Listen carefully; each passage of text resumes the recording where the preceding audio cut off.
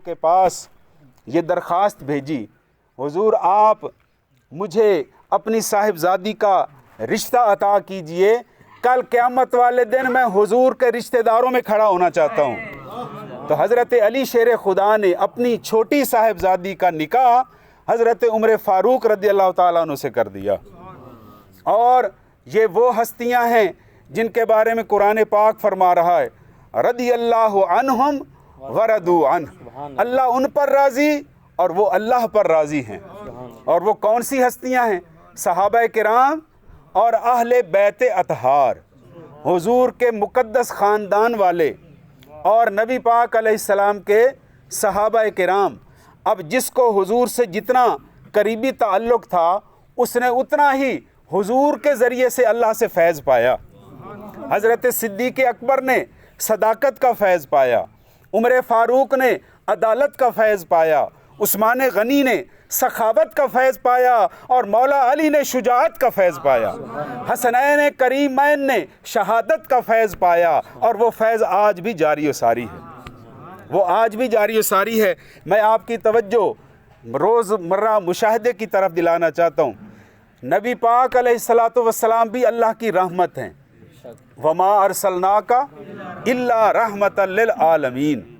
حضور کو اللہ نے سارے جہانوں کے لیے رحمت بنا کر بھیجا ہے۔ اب ذرا اپنے ارد گرد ماحول پہ نظر دوڑائیں، بارش برس رہی ہے، بادلوں سے پورا آسمان گھرا ہوا ہے۔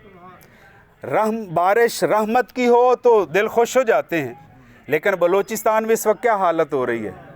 بارش جب حد سے بڑھ گئی تو یہی رحمت زحمت میں بدل گئی۔ آگ ہمارے کھانے کے لیے ضروری ہے، دیگیں پک کر تیار ہو کر آ گئی ہیں، گھبرائیں نہیں، ابھی لنگر تقسیم ہوگا۔ لیکن جب آگ اپنی حد میں رہے تو ہماری خدمت کرتی ہے، لیکن یہی حد سے بڑھ جائے مارکیٹوں کو جلا دیتی ہے، تو یہ رحمت سے زحمت میں بدل گئی۔ ایسے ہی ہے نا، ہوا کتنی ضروری ہے، حبس کا موسم ہے، ہوا کا جھونکا آتا ہے، دل باغ باغ ہو جاتا ہے، لیکن یہی ہوا جب قوم عاد پر چلی، 8 دن اور 7 راتیں ہوا چلتی رہی، ان کے مکانوں کو بھی اڑا کر لے گئی۔ تو یہی ہوا رحمت سے زحمت میں بدل گئی۔ پانی دیکھ لیں، پانی کسی پیاسے سے پوچھیں، کربلا کے قاریوں سے پوچھیں کہ پانی کی کیا قدر و منزلت ہے، لیکن اب سارے دریا بکھرے ہوئے ہیں اور ہر طرف پانی نے تباہی مچا دی ہے۔ تو یہی پانی جو تھوڑی حد میں رہتا تو رحمت تھا، حد سے بڑھ گیا تو زحمت بن گئی۔ تو کائنات کی ساری چیزیں جو ہماری خدمت پہ اللہ نے بنائی ہیں وہ حد میں رہیں، تو ہمارے لیے رحمت، حد سے بڑھ جائیں ہمارے لیے زحمت۔ فقط آمنہ کے لال کی ذات ہے جو رحمت ہی رحمت ہے۔ بلکہ سرکار کے بارے میں فرمایا وَلَسَوْفَ يُعْطِيكَ رَبُّكَ فَتَرْضَىٰ وَلَلْآخِرَةُ خَيْرٌ لَكَ مِنَ الْأُولَىٰ۔ حضور اللہ کی ایسی رحمت ہیں جس کی اللہ نے کوئی حد نہیں بنائی، باقی ہر شے کی حد بنائی ہے، اور حضور کی رحمت کی کوئی حد نہیں ہے۔ اس دنیا میں بھی حضور کی رحمت سے ہم زندہ ہیں، اور کل قیامت والے دن بخشے جائیں گے تو حضور کی رحمت کے صدقے میں بخشے جائیں گے۔ تو نبی پاک علیہ السلام کی رحمت کا جو حصہ حضرت عمر فاروق نے پایا وہ ان کا نصیبہ تھا۔ باقی سارے صحابہ کرام حضور کے مرید ہیں، وہ اپنے گھروں سے چل کر آئے، ارادہ لے کر آئے کہ ہم حضور کے پاس جا کر اسلام قبول کر کے دائرہ اسلام میں داخل ہو کر اللہ سے اور اس کے رسول سے ملنے والے بن جائیں گے۔ لیکن کائنات میں نبی پاک علیہ الصلاۃ والسلام کے اس غلام کا، حضرت عمر فاروق کا اعزاز سب سے منفرد ہے، کوئی اس اعزاز میں ان کے ساتھ شامل نہیں ہے کہ نبی پاک علیہ السلام ایسے ہاتھ اٹھا کر، ترمذی شریف کی حدیث پاک ہے، حضرت عبداللہ ابن عباس راوی ہیں، آپ سن رہے ہیں کہ سرکار نے ایسے ہاتھ اٹھائے، یا اللہ عمر بن خطاب یا عمر بن حشام میں سے جو تجھے زیادہ پیارا ہو اس کے ذریعے سے اسلام کو طاقت عطا فرما۔ اور دوسری امام حاکم نے ایک اور روایت بھی نقل کی ہے، اس کے راوی بھی حضرت عبداللہ ابن عباس رضی اللہ تعالی عنہ ہیں جو نبی پاک علیہ السلام کے چچا زاد بھائی بھی ہیں. حضور کے ایک چچا جان ہیں حضرت عباس، یہ ان کے بیٹے ہیں حضرت عبداللہ ابن عباس جنہیں ابن عباس بھی کہا جاتا ہے، اور یہ قرآن پاک کے پہلے مفسر ہیں. اور یہ تفسیر والا اعزاز کیسے ملا پتہ ہے آپ کو؟ علماء تشریف فرما ہیں، حضرات تشریف فرما ہیں. باقی یہ اعزاز تفسیر قرآن شریف والا، قرآن پاک کی تفسیر کرنا کوئی تھوڑا اعزاز ہے، یہ بہت بڑا اعزاز ہے، بہت بڑی عزت کی بات ہے. تو حضرت ابن عباس کو مفسر قرآن کا منصب کیسے ملا کہ یہ نبی پاک علیہ السلام کو وضو کروایا کرتے تھے، اللہ نے سینہ کھول دیا. یہ حضور کی خدمت کا اللہ نے انعام عطا فرمایا کہ اے میرے محبوب کو وضو کروانے والے، رشتے میں بے شک تو ان کے پتریر لگتے ہو، لیکن یہ نبی ہیں، تم ان کے غلام ہو. پھر وہ تو کیا مشمش. حضرت ابن عباس تو حضور کے چچا زاد بھائی تھے نا.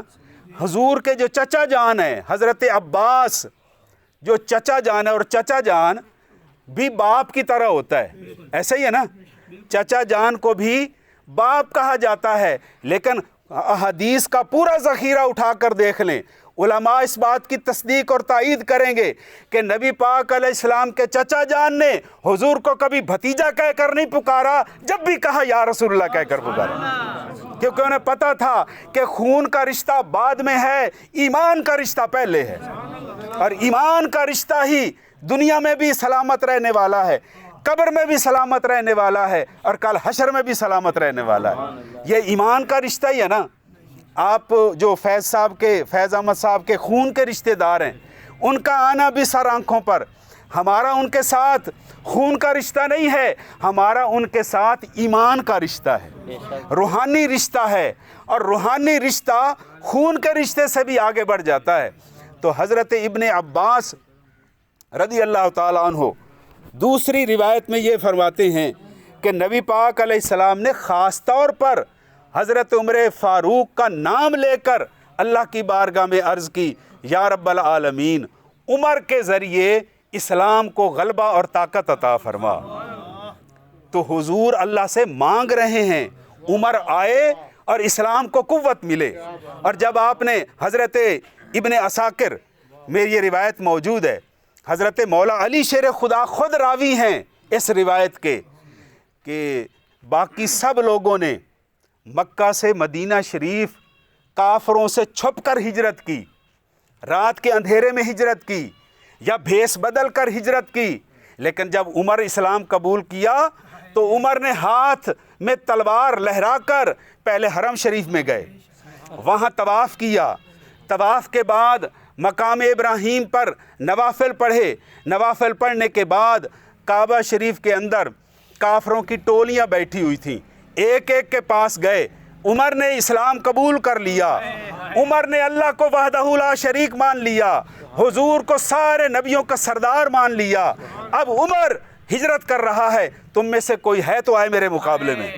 لیکن ان پر خاموشی چھا گئی. یہ حضرت علی شیر خدا فرما رہے ہیں.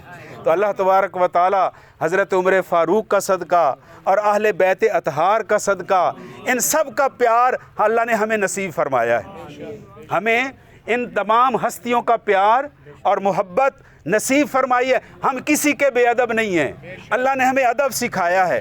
اور حضرت عمر فاروق کی زندہ کرامت آپ کو سنا کر اختتام کرتے ہیں کہ اہل بر